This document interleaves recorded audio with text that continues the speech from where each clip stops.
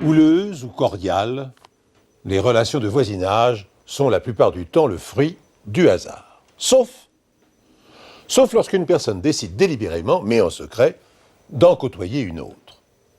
C'est ce que nous allons découvrir au fil de cette histoire qui m'a bouleversé, je dois le dire, et qui met en scène les Bernard, un couple de cafetiers, et Josette Dandreau, dite Jojo, une jeune femme mariée et mère de 2 enfants. À force de partager le même palier, Josette, Bernard et Jojo sont devenus des amis inséparables, jusqu'au jour où un drame les sépare.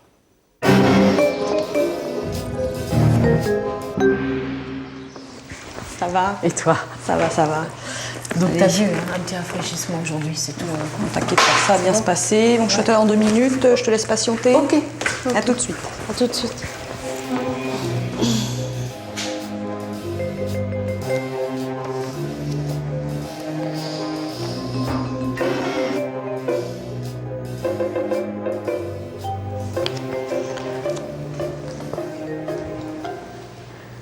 Josette est morte il y a 10 ans maintenant. Ça m'a bouleversée. On était très très proches, toutes les deux. Elle s'est fait renverser devant son café par une moto, c'est tellement bête.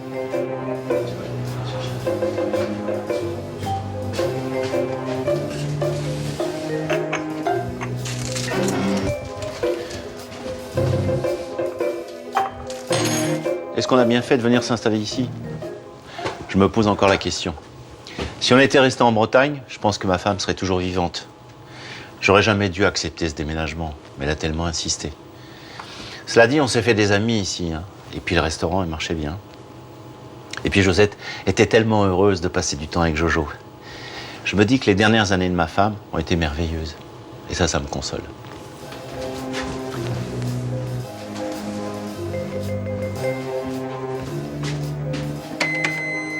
On parlait de tout avec elle. C'était extraordinaire. C'était vraiment une confidente. On s'est payé aussi de ses fous rires parfois. On aimait bien en particulier, mais évidemment très très discrètement, se moquer des clients du café. Et on parlait aussi de choses très, très sérieuses. J'ai eu une enfance vraiment difficile. En fait, mon père m'a... Enfin, je suis née de père inconnu et ma mère ne m'a pas reconnue à la naissance. Et elle n'a jamais essayé de me retrouver. Et j'ai nourri envers elle une haine absolument terrifiante, qui ne s'est jamais défaite, en fait. Et je voyais bien que tout ce que je pouvais dire à ce sujet-là choquait Josette. Elle essayait tout le temps de détourner la conversation. Et je pense en fait que c'était pour m'éviter d'avoir du chagrin. Josette, c'était ma sœur. On était filles de paysans. Et on s'aimait beaucoup. Bon, évidemment, on n'a pas du tout le même destin. Moi, je me suis mariée avec Henri, l'agriculteur, et elle s'est lancée dans la restauration, elle a quitté la région. Parce que, dans sa jeunesse, elle a eu un petit traumatisme. Dans le village, il y a une grande maison.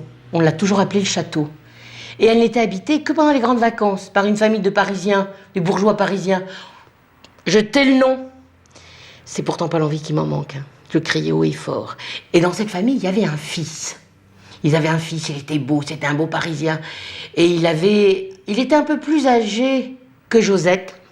Il devait avoir 17 ans à cette époque-là, puis ils ont eu une histoire d'amour. Mais en septembre, elle pleurait. Mais à ce moment-là, il était reparti à Paris, lui. Puis elle s'est rendue compte qu'elle était enceinte. Oui. À une époque où être fille-mère est une calamité, la honte s'abat sur la famille. Contre la vie de sa mère, contre les menaces de son père, Josette s'acharne à vouloir garder l'enfant. Elle n'a dès lors aucune alternative. Avec l'aide d'Antoinette, sa sœur cadette, elle quitte ses parents et s'enfuit à Paris pour retrouver son amoureux. Le garçon saura-t-il la comprendre et l'aider? Décidera-t-il de l'épouser et de reconnaître le nouveau-né? Quand elle débarque à Paris, Josette est pleine d'espoir.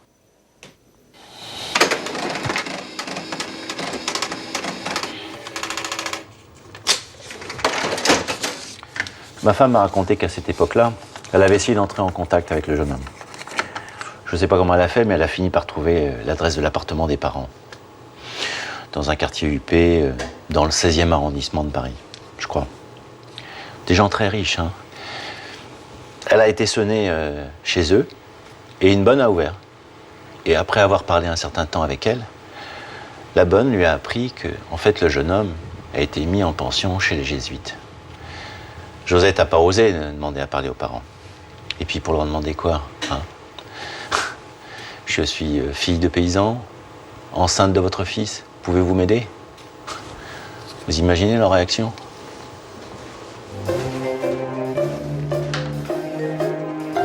Et puis elle est allée accoucher à Paris. Et elle a une petite fille, elle lui a donné son nom. Mais aussitôt née, aussitôt donnée à l'assistante sociale. Moi, c'était juste pour quelques jours, une semaine, un mois, le temps qu'elle trouve du travail. Parce qu'elle faisait des petits boulots. Elle allait de chambre d'hôtel en chambre de bonne. Et puis, elle gagnait à peine de quoi vivre. Alors, vous comprenez bien, on peut pas, avec pratiquement rien, prendre en charge un enfant. C'est pour ça, dépitée, brisée, elle est revenue vivre à la maison, chez les parents. Ça a été très dur pour ma femme. C'était un constat d'échec, c'est sûr. Au début, elle est restée quelques mois chez ses parents. Elle avait peur de revoir le Parisien, le père de son enfant. Alors elle a quitté le village. C'est à cette époque-là que je l'ai rencontrée. Je venais juste de prendre mon premier café en gérance et je l'ai engagée comme serveuse. Et puis on s'est mariés. Oh, je sais très bien qu'elle n'a jamais été très amoureuse de moi. On s'épaulait, on s'aimait bien. Je sais que sa fille perdue a pris toute la place dans son cœur. Je veux dire que Josette, elle était obsédée par le désir de retrouver sa fille. Elle ne parlait que de ça, et je la soutenais. J'ai été placée dans une famille d'accueil. Ça se passait pas trop mal. En fait, les souvenirs finalement sont assez vagues. Je sais que vers 6 ans, j'ai commencé à devenir insupportable. On me grondait énormément. Là-dessus, je vous passe les détails, je ne vais pas commencer à m'apitoyer. Comme ça se passait quand même de plus en plus mal, ils m'ont retirée de cette famille et j'ai été placée dans un foyer. Et là, je peux vous dire que c'était vraiment, vraiment très, très dur. Je me suis faite quelques amis. En fait, c'était des filles, on était tous dans la même situation. Et je suis devenue très amie avec Nathalie surtout. On était inséparables. Jojo et moi, on était comme 2 sœurs. On s'était reconstitué une petite famille. On était toujours ensemble. De vraies petites dures. Mais il faut pas se leurrer. On espérait secrètement qu'un jour ou l'autre, une dame viendrait nous chercher et nous dirait « Viens ma chérie, je suis ta maman ». Ça s'est jamais produit. Personne n'est jamais venu nous chercher. Donc, jour en jour, on a détesté un peu plus nos mères absentes. On a grandi avec cette haine. Pendant leurs 10 premières années de mariage, les Bernard travaillent d'arrache-pied. Ils transforment bientôt leur café en restaurant, ce qui laisse à Josette peu de temps libre pour mener à bien son projet secret.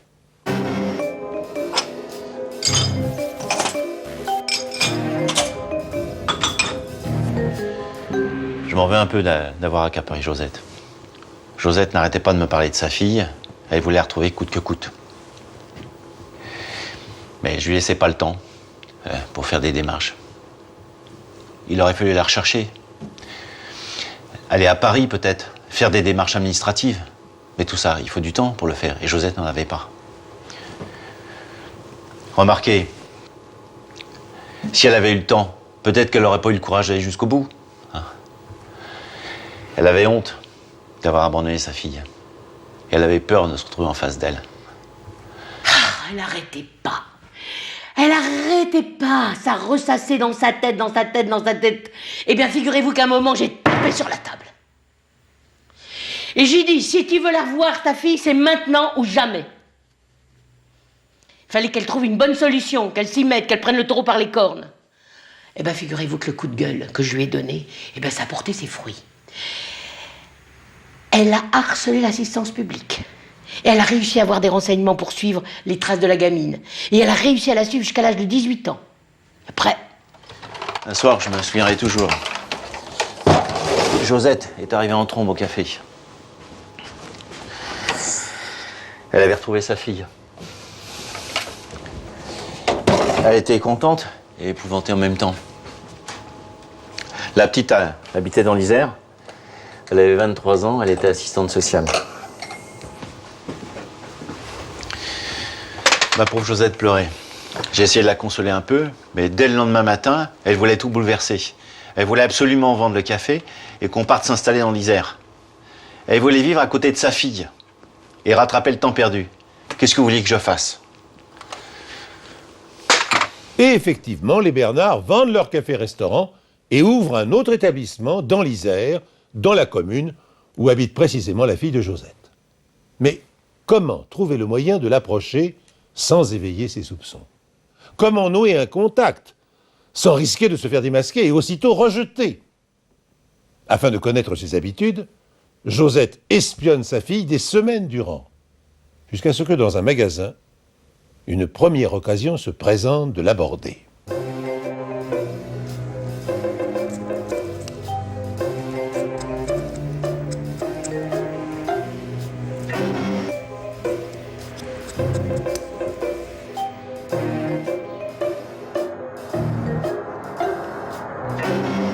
La première fois qu'on s'est parlé, écoutez, je crois que c'était à la supérette du coin, autour d'une boîte de conserve, vraiment un truc tout bête. Et on en était resté là, et puis on s'est recroisés régulièrement. Et puis un jour, elle m'a dit qu'elle tenait un café-restaurant avec son mari dans le coin. Et puis alors là, j'étais pas allée, moi, dans un bar depuis des années. Et allez savoir pourquoi, un matin, je me suis arrêtée. Et puis voilà, c'est comme ça que ça a commencé, à la supérette et puis au café. Et on a commencé, au fil des semaines, à devenir très très amis. Et malgré, parce qu'on a quand même une différence d'âge, hein, malgré la différence d'âge, c'était pas du tout un problème. Et voilà, j'avais confiance en elle. Et puis, le jour où elle a retrouvé sa fille, je peux vous dire, elle m'a rappelé, elle m'a raconté comment ça s'était passé cette première rencontre. Et après, chaque fois que la gamine, elle venait prendre un café dans son café-restaurant, le soir même, j'avais le compte-rendu. Et puis ça a toujours duré comme ça. Et tout le temps. Mais vous savez, moi j'étais vachement heureuse. Hein, parce que j'étais contente pour ma sœur.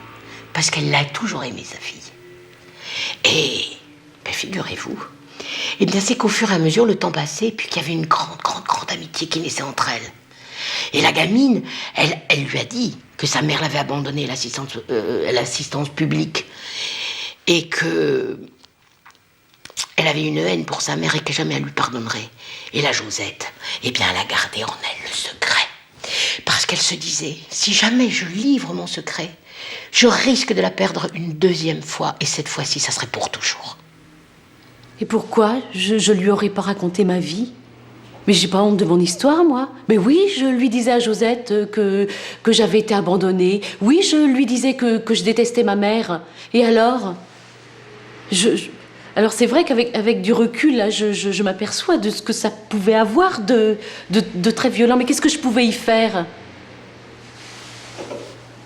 Est-ce que je pouvais savoir, moi, que c'était ma mère? Est-ce que je pouvais savoir que je parlais à ma mère? Ce que je comprends pas, c'est pourquoi elle s'est pas confiée à moi. C'est tout ce que je comprends pas. Je suis sûre, hein. Je suis sûre qu'aujourd'hui je lui aurais pardonné. Je suis sûre de ça. Alors que d'habitude, je me téléphonais au moins une fois par semaine, depuis quelques mois, elle m'appelait beaucoup moins. Et à chaque fois, elle me parlait de Josette. Josette par-ci, Josette par-là. Je dois dire que j'en avais ras-le-bol. J'étais jalouse. Jojo et moi, on était très amis. J'avais besoin d'elle et elle m'avait remplacée dans son cœur.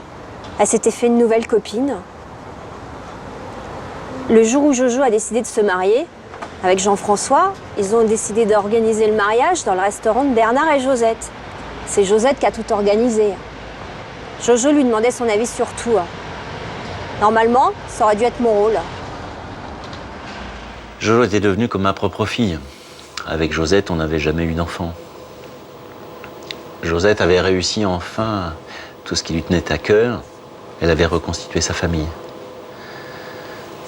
Bien sûr, elle a été bouleversée à la première naissance de Gaston, et ensuite, un an plus tard, avec celle d'Émilie. Pour moi, c'était le moment de dire la vérité à sa fille. Mais Josette refusait. Elle me disait, à quoi bon? Qu'est-ce que ça changera? J'ai auprès de moi ma fille, mon gendre et mes petits-enfants. C'est l'essentiel. Pourquoi tout gâcher? Et puis, Josette est morte, bêtement en traversant la rue. Bêtement comme chaque victime d'un accident. Jojo, sa fille secrète, est bouleversée par le décès de son ami. Le lendemain du drame, en lisant l'annonce nécrologique dans le journal local, elle découvre son nom de jeune fille. Et son sang ne fait qu'un tour. Josette Coudron. Même prénom que celui qu'elle porte. Ce n'est pas une surprise, bien sûr. Même nom patronymique. Cette fois, la coïncidence n'est plus permise. Jojo comprend alors que l'attachement que lui témoignait sa voisine était bien plus que de l'amitié. La jeune femme, abasourdie par cette révélation, n'ose pas vérifier son intuition auprès de Robert. Mais le regard triste que le restaurateur lui adresse est plus éloquent qu'une réponse. Une femme, anonyme et discrète, était venue intentionnellement vivre à ses côtés. Elle l'avait serré dans ses bras, l'avait choyé. Elle s'était occupée de ses enfants avec amour. Mais cette femme aimante n'avait jamais eu la force de lui dire « Je suis venu te chercher, ma chérie, parce que tu es ma fille ».